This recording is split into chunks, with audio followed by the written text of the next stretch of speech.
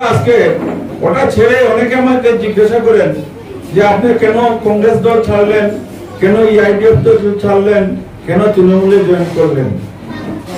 এর কারণ হলো উনি বলেছেন আসামে কংগ্রেসের পজিশনটা কি। আজকে যারা নির্বাচিত বিধায়ক আছেন নির্লজ্জভাবে বিজেপির হয়ে কাজ করছেন, কোন ধরনের কোন লিডারশিপ নেই। কংগ্রেসের ছবিতে চাপযুক্ত হয়ে নির্বাচিত হয়েছেন আর আমাদের মাননীয় মুখ্যমন্ত্রীর সঙ্গে বসে বিজেপির কাকে জিতানো যায়, যেমন আছেন আমাদের সিদ্দিক আহমেদ সাহেব, আজকে কমলাক্ষ দেব ফুলকেস্ত, এরা কংগ্রেসের বুঝে জিতালো। আজকে ওরা বিজেপির হয়ে কাজ করতেন এবং বিভিন্ন লোক কংগ্রেস ছেড়ে আজকে অন্যান্য দলে বিশেষ করে বিজেপি দলে চলে গেছে এবং খেয়ে দিন কংগ্রেস আর রাত্রে বিজেপি, কেউ কিছু হইবার কোন উপায় নেই।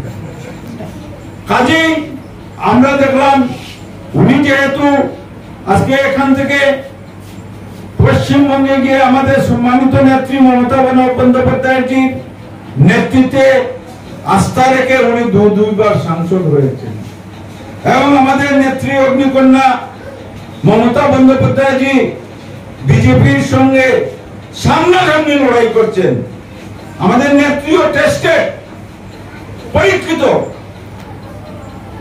এমন নেত্রী যে নেত্রী বিজেপির বিরুদ্ধে লড়াই করছেন। কাজেই এই দলটাই তো আসামে আজকে আগামী দিনে আমরা দেখতে পাচ্ছি। যদি কাউকে বিশ্বাস করা যায়, কাউকে যদি মানা যায়, তাহলে একমাত্র বলবো তৃণমূল দল যে বিজেপিকে মোকাবিলা করতে পারবে।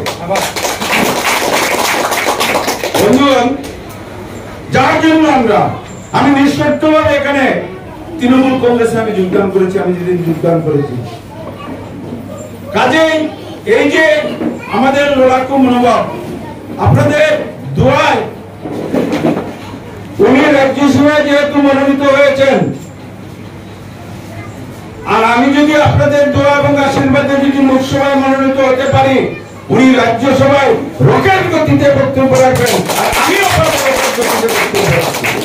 এই লড়াকু উপত্যকার সমগ্র বিষয় নিয়ে, বঞ্চনা নিয়ে, সবকিছু নিয়ে আমরা লড়াই করব।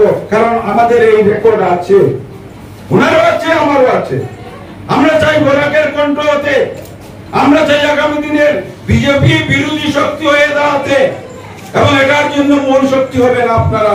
আপনারা যদি আমাদেরকে বিশ্বাস করেন, আমাদের নেত্রীকে বিশ্বাস করেন, আপনাদের প্রিয় নেত্রী আজকে সুস্মিতা দেবকে বিশ্বাস করেন, তাহলে সবাইকে বলুন একজুট হয়ে তৃণমূলকে আজকে সমর্থন করার জন্য আগামী নির্বাচনে। এই বিরোধী হয় আশা রাখছি আমরা জিতবো, জিতিয়ে লড়াই করবো। কাজে এই পবিত্র রমজান মাসে আপনারা ত্যাগ করে সারাদিন শেষে আজকে ইফতার করতে যাচ্ছেন। এই ইফতার, এই যে পবিত্র মাসে আপনারা সবাই মিলে এরপরে কিন্তু মসজিদে নামাজ পড়বেন, দোয়া করবেন। আমরা হিন্দু যারা, আমরা মন্দিরে গিয়ে প্রার্থনা করব। আমরা সবাই চাই, এই বিজেপি এই দেশটাকে নষ্ট করে দিচ্ছে, এই দেশের অবস্থা খারাপ করে দিচ্ছে। এই বিজেপিকে হটাতে গিয়ে আমরা ইউনাইটেডলি হিন্দু মুসলিম, আমরা মণিপুরি, আজকে টি গার্ডেন, এই অঞ্চলের যে বিভিন্ন আজকে ট্রাইবেল বাইরে আছেন, সবাই মিলে এবার আমরা ব্যালটের মাধ্যমে আমরা জবাব দেব, we want to go back BJP. আরে বন্ধুগণ, আমি আগামী দিনে আমাদের মাননীয় নেত্রী মমতা বন্দ্যোপাধ্যায় আসছেন 17 তারিখ, সেদিন আপনারা সবাই যাবেন, ওনার বক্তব্য শুনবেন এবং দেখবেন একজন সত্যিকার অর্থে একজন মানবদরদী নেত্রী, সত্যিকার অর্থে একজন ফাইটার।